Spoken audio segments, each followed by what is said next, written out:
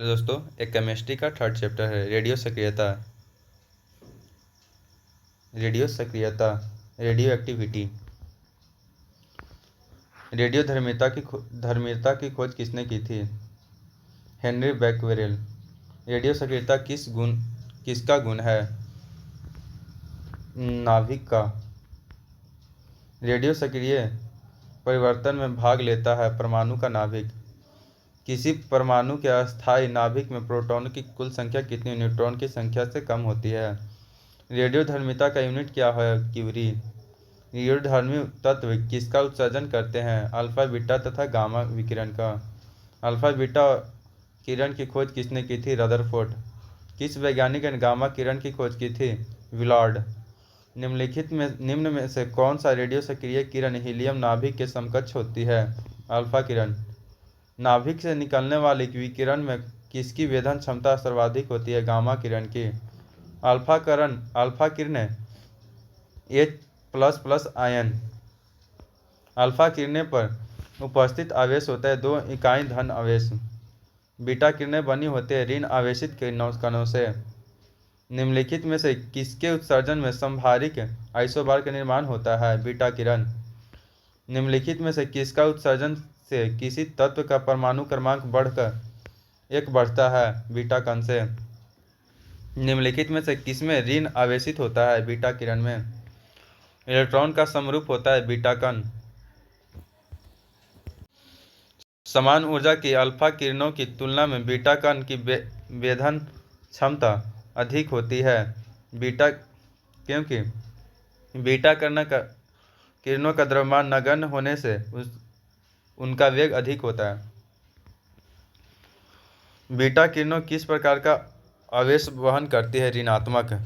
Gamma किरणें किससे बनी होती है? विद्युत चुम्बकीय तरंगे से। गामा किरणें क्या होती है? रेडियो सक्रिय पदार्थ द्वारा उत्सर्जित उच्च ऊर्जा का युक्त किरणें।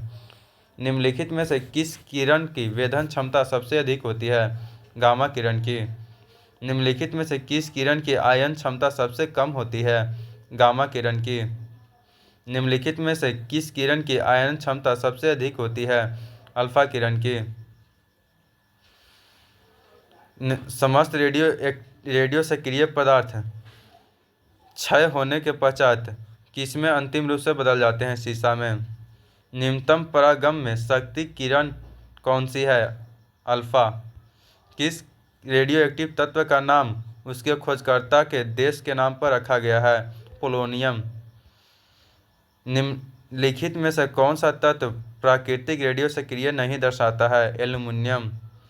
नाभिक विखंडन के दौरान श्रृंखला अभिक्रिया को नियंत्रित करने के लिए न्यूट्रॉन का आवेशित करने हेतु निम्नलिखित में से किसका प्रयोग किया जाता है?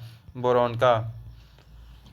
निम्नलिखित में से कौन एक रेडियोएक्टिव तत्व नहीं है? जर्मेनियम। विघटनआभि रेडियोधर्मी धातुओं को किससे बने पात्रों में रखना चाहिए? पीबी यानी शीशा। एक बीटा कण के उत्सर्जन से परमाणु संख्या तथा परमाणु द्रव्यमान में क्या परिवर्तन होता है? परमाणु क्रमांक 1 में 1 की वृद्धि या परमाणु क्रम वृद्धि व परमाणु द्रव्यमान अपरिवर्तित होता है। एक अल्फा कण के उत्सर्जन से परमाणु क्रमांक और परमाणु द्रव्यमान में क्या परिवर्तन होता है? परमाणु क्रमांक में 2 तथा परमाणु द्रव्यमान में 4 की कमी है। 11Na22 से 1 बीटा उत्सर्जन के बाद बनने वाला पदार्थ कौन है? मैग्नीशियम।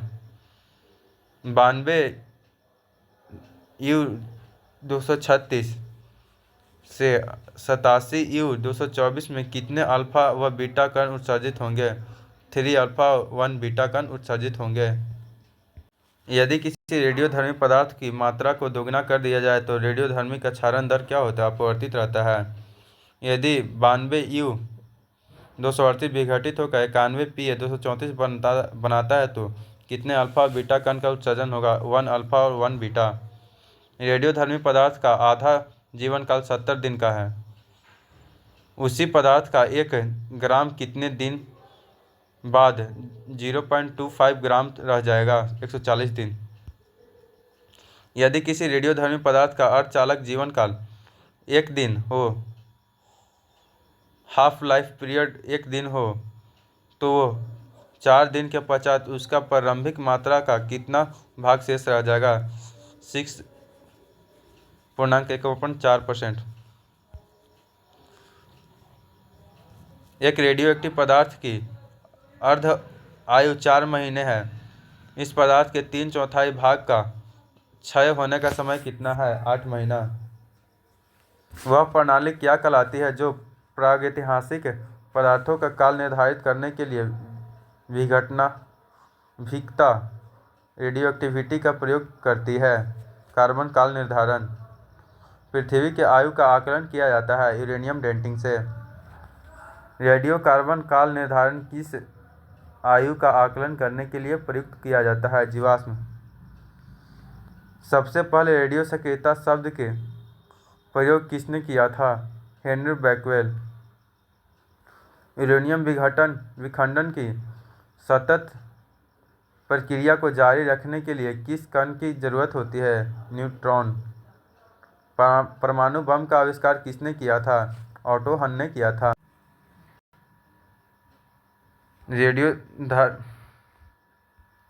पृथ्वी का आयु आकलन किया जाता है यूरेनियम डेटिंग से। रेडियो कार्बन काल के निर्धारित किसकी आयु का आकलन करने के लिए प्रयुक्त किया जाता है? जीवाश्मों का। सबसे पहले रेडियो सक्रियता शब्द का प्रयोग किसने किया था? हेनरी बैकवेल ने किया था। यूरेनियम विखंडन की सतत प्रक्रिया को जारी रखने के लिए किस कण का जरूरत है? न्यूट्रॉन की। परमाणु बम का आविष्कार किसने किया था? ऑटो हन ने किया था। परमाणु शक्ति संयंत्र किस सिद्धांत पर काम करती है? नाभिकीय विखंडन पर करती है। नाभिकीय रिएक्टर के निर्माण के लिए निम्न में से कौन सा तत्व आवश्यक है? जिरकोनियम। निम्नलिखित में से कौन सा सौर ऊर्जा का स्रोत है? नाभिकीय संलयन। नाभिकीय संयंत्रों में ग्रेफाइट का प्रयोग किया जाता है विमंदक के तरह। न्यूक्लिक रिएक्टर में विमंदक और प्रशीतक दोनों की तरह प्रयुक्त होने वाला पदार्थ है भारी पानी। DTO। रेडियोधर्मिता नापी जाती है गीगर मूलर काउंटर से। हाइड्रोजन बम किस सिद्धांत पर कार्य करता है? अनियंत्रित संलयन अभिक्रिया पे। हाइड्रोजन बम विकसित किया गया था एडवर्ड टेलर द्वारा।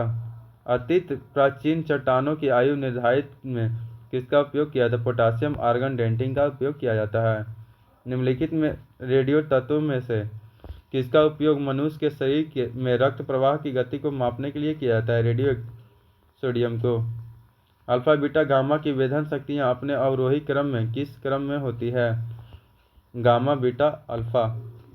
हेनरी बैकवेल ने किस वर्ष में पता लगाया कि यूरेनियम लवण एक वेधी विकिरण को उत्सर्जित करता है जिसे एक फोटोक्रोमेटिक प्लेट पर पंजीकृत किया जा सकता है?